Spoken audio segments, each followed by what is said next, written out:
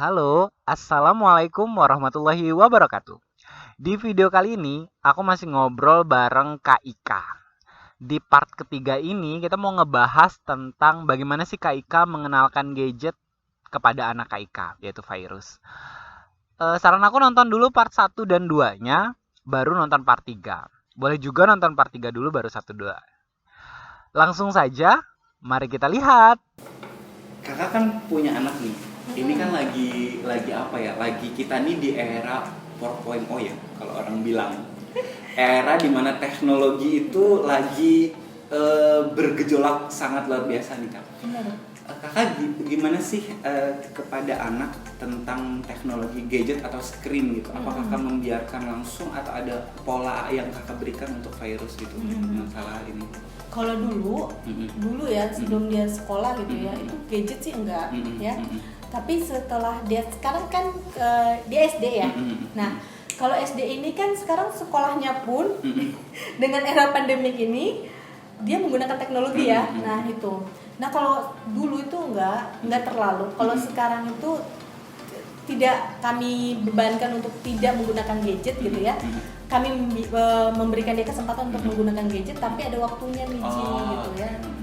Jadi wajib waktunya belajar berapa menit, berapa jam gitu ya. Kalau misalnya bermain berapa menit, berapa jam gitu. Bermain yang kakak berikan ini main game atau cuma nonton YouTube? Nah, kalau di YouTube kami tidak taruh di handphone ya. Kami itu langsung ke TV aja gitu ya. Jadi kita itu bisa kontrol gitu ya kalau YouTube-nya gitu ya. Nah, kalau game itu kayak gini nih Jim. Mungkin dia tuh anak laki ya, dan itu maskulin banget ya. Jadi itu pilih gamenya tuh kalau saya perhatiin mainnya tembakan-tembakan gitu ya. Tapi berwaktu. Misalnya virus kalau main game itu dari jam segini sampai jam segini ya. Oke, nggak boleh lewat dari 1,5 jam gitu ya. Jadi ya itu di waktunya di situ. Gitu. Nah, pas mulai pewaktuan itu Kak, ada perlawanan nggak sih Kak dari virus sendiri atau memang dia merengek, menangis atau gimana Kak? Iya, jadi kalau zaman dulu ya, itu tantrum. Tapi zaman dulunya ini dia di usia 3 tahun. Nah, jadi virus ini juga agak terlambat nih untuk penyelesaian tantrumnya gitu ya. Dia usia 4 tahun itu sudah mulai agak meredam tantrumnya. Harusnya di usia 3 tahun ya. Tapi di usia 4 tahun ini baru virus itu sudah mulai nih. Oh iya, jadi dia tantrum seuninya. Kalau sekarang kalau dibilangin kayak gitu dia kalau usia sekarang itu usia menawar. Oh iya, bergaming. Jadi tawar menawar dengan orang tuanya itu hal yang wajar ya. Betul. Seusianya. Itu. Tapi sebagai orang tua pemegang kontrol, ya ini yang harus dilekatkan di pemikiran bahwa orang tua itu adalah pemegang kontrol anak gitu ya. Jadi kalau anak sudah 15 menit lagi Bunda, jamnya sampai di jarum panjang angka segini gitu ya. Nggak bisa, kan sudah kesepakatan di awal kalau jamnya jam segini gitu kan. Akhirnya ya udah kasih gitu. Tapi kakak juga kan menepati janji kalau misalnya waktunya juga pasti diberikan. Betul. Itu kuncinya. Itu kuncinya karena gini, kalau kita itu berbohong dengan anak anak itu nggak ada kepercayaan dengan orang tua gitu. Oh enggak, tadi juga bilang gini. Anak sekarang itu lebih asertif daripada kita zaman kita kecil dulu ya. Nah, jadi kayak kalau dulu dibohongin nanti ada ini gitu. Kalau sekarang mereka itu lebih bisa memikirkan itunya. Betul, mereka lebih kritis gitu ya. Betul. Mereka lebih bisa mengungkapkan. Tadi kan bilangnya gini gitu ya. Dan sebagai orang tua, kalau misalnya kita tuh ada yang kelewat, kita kan ya apa sih namanya? Mungkin saja nih ya, kita kan sering sibuk ya gitu ya. Ada yang terlewat gitu ya. Nah, itu kita juga jangan meninggikan hati untuk tidak mau meminta maaf. Ya, jadi usahakan kita juga ke anak kita juga kalau kita ada salah kita minta maaf. Buat apa? Kita ngajarin anak kita juga dong, Miji. Kita mau nggak anak kita supaya kalau dia punya salah dia meminta maaf, mau kan ya? Nah, makanya contohnya role modelnya adalah kita seperti itu. Jadi kuncinya kalau kita mau bikin peraturan misalnya jamnya jam berapa gitu, kitanya juga harus tepat janji dan tidak memberikan janji-janji palsu gitu, kayak ini nanti dapat ini tapi nggak ditepatin. Nah akhirnya kenapa kita kesulitan kadang mengarahkan karena anaknya suka. Karena kita aja memberikan contoh yang apa ya, labil bahasanya Kak. Kadang-kadang tepat, kadang-kadang enggak gitu. Jadi kalau bisa ya pada saat proses pembelajaran sama anak, kita memang kalau kita mau kasih ini ya kasih. Kalau misalnya nggak bisa ngasih, kalau saya sih sukanya Kak nggak saya bilangin, diam aja dulu gitu. Nanti kalau misalnya dia udah ini baru. Jadi kayak semacam reward gitu ya. Nah, karena takutnya saya juga tipe kadang suka lupa ya Kak kita gitu. Jadi biarkan anak tidak berharap atau gimana. Benar banget. Tapi kalau yang dari Kak Ika juga betul gitu, karena kita juga harus menepati apa yang kita butuhkan. Betul. Nah jadi kalau kayak gini Mici, kalau pengasuhan anak itulah kalau menurutku sebelum kita menerapkan anak ya ke anak ya tadi ya, komunikasikan dulu dengan pasangan. Kita pengen anak kita ini jadi apa nih? Nah, pengen target kita ini ke anak kita seperti apa? Misalnya saya pengen anak kita ini bisa membereskan mainannya sendiri gitu. Nah itu dulu nih. Sudah lulus, terus target kita apa? Itu target selanjutnya lagi gitu ya. Seperti apa? Misalnya pengen supaya dia bisa kalau usia-usia setahunan itu kan sebenarnya sudah bisa membereskan mainan ya setahunan itu ya. Barang-barang pribadi dia. Betul. Atau yang maksudnya mainan itu pekerjaan bagi anak-anak. Tapi kalau usia 1 tahun kan nggak disuruhin gitu ya. Tapi kita melibatkan diri seperti itu gitu ya. Jadi kalau dulu tuh saya juga seperti itu Mici. Jadi menepati janjinya itu dari virus usia 1 tahunan. Memang sudah. Jadi virus itu kalau saya ngomong gini, Abinya ngomong kayak gini, itu pasti terjadi. Kalau tidak terjadi pasti dia nagih. Prinsip anak-anak itu, semua anak-anak pasti kalau udah dijanjiin dia akan bisa seharian ngobrolin itu aja. Betul. Diingetin terus ya. Apalagi kalau mau pergi gitu, udah. Benar. Jadi dulu di zaman virus itu kan dia masih belum bisa bicara ya. Jadi 1 tahunan dia nggak boleh tidur kalau dia belum membereskan mainannya. Jadi segala mainannya itu dia harus bereskan. Dia terngantuk-ngantuk pun itu kami tetap terus. itu malam ya Kak? Itu malam. Gitu. Jadi pas dia udah ngantuk banget gitu ya, virus ini setidaknya ada 1-2 mainan itu yang dia taruh di tempat mainan gitu ya. Itu mengajarkan anak untuk mandiri bertanggung jawab dengan mainannya gitu ya. Di situ semuanya masuk gitu ya. Nah terus nanti pas dia tidur memang nggak tega Bu.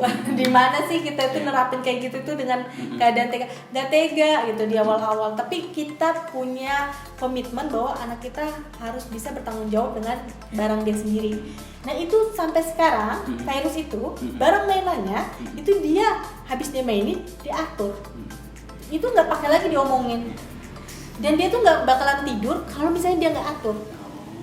Jadi kayak udah jadi habit dia. Udah jadi kayak habit dia. Kalau dulu tuh kan virus ini sampai mainannya tuh dikasih di tangannya, diiringin gitu ya, ditaruh di tempat mainannya. Habis itu yuk cuci kaki, sikat gigi, kita tidur.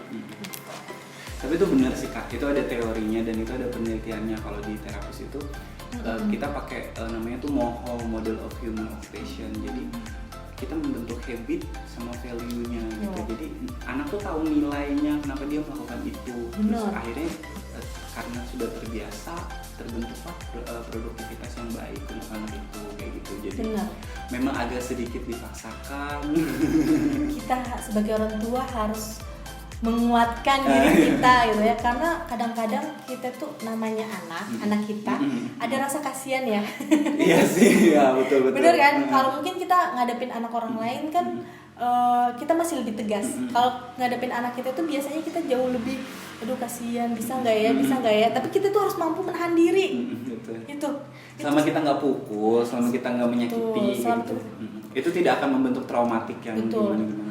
Nah itu banyak nih Ji. Jadi kan orang tua itu kadang-kadang nih nggak mau memaksakan anak mereka, takut trauma gitu. Nah itu banyak sekali kasus-kasus yang Bu kalau misalnya dipaksain untuk sikat gigi trauma nggak ya anak saya? Saya bilang bahwa tuh tahu nggak kenapa Allah itu menciptakan gigi susu dulu dari sebelum gigi permanen apa sih gigi yang benar gitu ya. Karena Allah itu pengen nih ngajarin kita, Tuhan itu pengen ngajarin kita caranya. Jadi di training nih kita dikasihin gigi susu supaya anak itu terbiasa dulu nih gigi susunya dibenerin gitu ya, disikat gitu kan. Sesuatu yang masuk kan itu bukan sesuatu yang nyaman benda asing dimasukin ke mulut itu kan bukan sesuatu yang nyaman. Kadang-kadang orang tua itu takut ngajarin sikat gigi, akhirnya kan gigi anak jadi apa sih namanya ya, rontok-rontok gitu ya, rusak gitu ya. Sebelum tidur anak minum susu terus sambil ketiduran, itu kan apa ya namanya, bisa merusak gigi. Kita tuh ngajarin anak pakai gigi susu dulu mah, kita ngajarinnya. Kenapa? Karena kalaupun gigi susu itu rusak ya, gigi susu itu akan terganti. Iya betul. Tapi kita ajarin dulu nih rule-nya gitu ya. Jadi ketika gigi permanennya masuk nih, tumbuh, anak sudah terbiasa gitu. Terus saya bilang kalau misalnya nih kita tidak membiasakan anak untuk gosok gigi dari sekarang, kedepannya siapa tahu anak kita ini bisa jadi polisi, ya kan, dokter gigi, atau profesi-profesi yang membutuhkan gigi yang rapi, bagus gitu ya. Ini kan jadi kendala ya, sesuatu hal kecil tapi jadi kendala gitu ya. Nah itu tiap kali orang tua itu takut ada trauma gitu ya. Enggak, kata saya, ini tuh kita harus mengajarkan gitu ya, kebersihan ya. Kemudian ini kita di training loh, kita, Allah tuh baik banget loh, Tuhan tuh baik, dia kasih kita gigi susu dulu nih supaya kita bisa nih, anak-anak itu membiasakan diri untuk sikat gigi. Nanti ketika sudah SD akan tergantikan dengan gigi permanen, itu sudah terbiasa. Betul.